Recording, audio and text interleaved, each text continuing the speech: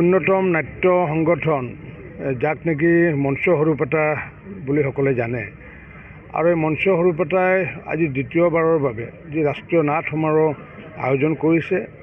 এই নাট সমাৰোহত উপস্থিত থাকি মই খুবেই আপ্লুত হ'লোঁ। কেইবাখনো বাংলা হিন্দী ভাষাকে আদি কৰি প্ৰায় 3 দিনৰ কাৰ্যসূচীৰ 5খন নাটক যি লৈছে আৰু এই 5খন নাটকৰ ভিতৰত আজি প্ৰথমখন নাটক শংকৰ গুৰু আমাৰে সেই নাটখন আজি পৰিৱেশন কৰিলে। নিশ্চিত ওপৰত যিহেতু আমি সকলোৱে জানো যে শ্বেক্সপিয়াৰতকৈ 70 বছৰ আগতে জগতগুৰু শ্ৰীমন্ত শংকৰদেৱে চিহ্নযাত্ৰাৰ জৰিয়তে প্ৰথম বিশ্বত নাটৰ উপহাৰ দিছিলে। গতিকে সেইগৰাকী ব্যক্তিৰ যি নাটকক লৈ পেলাই যি তেওঁৰ কৰ্ম, সেই কৰ্মকে আদি কৰি তেওঁ অন্যান্য যিসমূহ তেওঁৰ কলা, গতিকে 101টা কলাৰে বিভূষিত শ্ৰীমন্ত শংকৰদেৱক আমি সেইকাৰণে জগতগুৰু বুলি কওঁ, জগতগুৰু শংকৰদেৱ বুলি কওঁ। আৰু তেখেতৰ আধাৰতে আজি নিৰ্মল দাসৰ যি নাট্যকাৰজনে যি নাট তেওঁ লিখি ওলাইছে বা আজি মঞ্চস্থ কৰিছে, মই আহ্বান জনাইছোঁ যে তেওঁ এই নাটখন হিন্দীত যাতে ৰূপান্তৰ কৰি অন্ততঃ অসমৰ বাহিৰত যাতে এই নাটখন পৰিৱেশন কৰিব পৰা যায়, তাৰ কাৰণে মই তেওঁক আহ্বান জনাইছোঁ। আৰু 10টা প্ৰদৰ্শনীৰ বাবে মই নিজে বিভিন্ন ব্যক্তিৰ সহযোগত, আমাৰ সমষ্টিবাসীৰ সহযোগত আমি নিজে প্ৰযোজনা কৰিম, আমি নিজে স্পন্সৰ কৰিম। এনেকুৱাকৈ অন্যবোৰে যদি স্পন্সৰ কৰে তেতিয়াহ'লে অন্ততঃ ভাৰতবৰ্ষত যদি 50টা শ্ব' যদি হিন্দী ভাষাত যদি দেখাব পাৰোঁ, নিশ্চিত ওপৰত ভাৰতবৰ্ষত আমি প্ৰতিষ্ঠা কৰিব পাৰিম শ্ৰীমন্ত শংকৰদেৱক। মই নিৰ্মল দাসকে আদি কৰি মঞ্চ সৰুপেটাকো মই আন্তৰিক ধন্যবাদ জনাইছোঁ। এই ভৱানীপুৰ অঞ্চলত এটি সাংস্কৃতিক গোষ্ঠী 1997 চনতে তেওঁলোকে এই মঞ্চ সৰুপেটা সৃষ্টি কৰিছিল আৰু বিভিন্ন ঠাইত ভাৰতবৰ্ষত তেওঁলোকে নাট প্ৰদৰ্শন কৰি আহিছে। আমাৰ আজি দ্বিতীয় বৰ্ষৰ বাবে সৰুপেটা ৰাষ্ট্ৰীয় নাট সমাৰোহ আৰম্ভ কৰিছে আৰু তেওঁলোকে সাহস কৌশল মনোবলেৰে বিভিন্ন ঠাইৰ পৰা, ৰাজ্যৰ পৰা নাট্যদল আনি ইয়াত হিন্দী বঙালী ভাষীত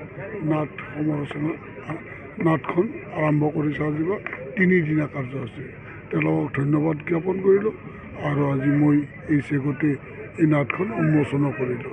অন্যতম নাট্য সংগঠন যাক নেকি মঞ্চ সৰুপেটা বুলি সকলে জানে আৰু এই মঞ্চ সৰুপেটাই আজি দ্বিতীয়বাৰৰ বাবে যি ৰাষ্ট্ৰীয় নাট সমাৰোহ আয়োজন কৰিছে। এই নাট সমাৰোহত উপস্থিত থাকি মই খুবেই আপ্লুত হ'লোঁ। কেইবাখনো বাংলা হিন্দী ভাষাকে আদি কৰি প্ৰায় 3 দিনৰ কাৰ্যসূচীৰ 5খন নাটক যি লৈছে আৰু সেই 5খন নাটকৰ ভিতৰত আজি প্ৰথমখন নাটক শংকৰ গুৰু আমাৰে সেই নাটখন আজি পৰিৱেশন কৰিলে। নিশ্চিত ওপৰত যিহেতু আমি সকলোৱে জানো যে শ্বেক্সপিয়াৰতকৈ 70 বছৰ আগতে জগতগুৰু শ্ৰীমন্ত শংকৰদেৱে চিহ্নযাত্ৰাৰ জৰিয়তে প্ৰথম বিশ্বত নাটৰ উপহাৰ দিছিলে। গতিকে সেইগৰাকী ব্যক্তিৰ যি নাটকক লৈ পেলাই যি তেওঁৰ কৰ্ম, সেই কৰ্মকে আদি কৰি তেওঁ অন্যান্য যিসমূহ তেওঁৰ কলা, গতিকে 101টা কলাৰে বিভূষিত শ্ৰীমন্ত শংকৰদেৱক আমি সেইকাৰণে জগতগুৰু বুলি কওঁ, জগতগুৰু শংকৰদেৱ বুলি কওঁ।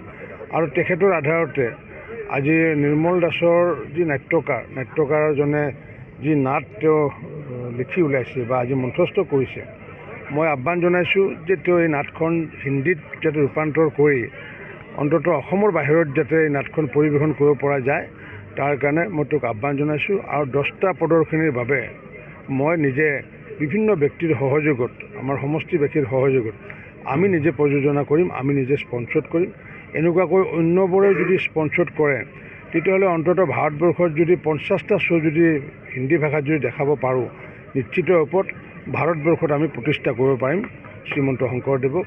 মই নিৰ্মল দাসকে আদি কৰি মঞ্চ সৰুপেটাকো মই আন্তৰিক ধন্যবাদ জনাইছোঁ। এই ভৱানীপুৰ অঞ্চলত এটি সাংস্কৃতিক গোষ্ঠী 1997 চনতে তেওঁলোকে এই মঞ্চ সৰুপেটা সৃষ্টি কৰিছিল আৰু বিভিন্ন ঠাইত ভাৰতবৰ্ষত তেওঁলোকে নাট প্ৰদৰ্শন কৰি আহিছে। আমাৰ আজি দ্বিতীয় বৰ্ষৰ বাবে সৰুপেটা ৰাষ্ট্ৰীয় নাট সমাৰোহ আৰম্ভ কৰিছে আৰু তেওঁলোকে সাহস কৌশল মনোবলেৰে বিভিন্ন ঠাইৰ পৰা, ৰাজ্যৰ পৰা নাট্যদল আনি ইয়াত হিন্দী বঙালী ভাষীত নাটখন আৰম্ভ কৰিছে। আজি তিনিদিনীয়া কাৰ্যসূচী তেওঁলোকক ধন্যবাদ জ্ঞাপন কৰিলোঁ আৰু আজি মই এই চেগতে এই নাটখন উন্মোচনো কৰিলোঁ। যিকোনো খবৰৰ বাবে যোগাযোগ কৰক 7099017330 লগতে 7099017110 নম্বৰত।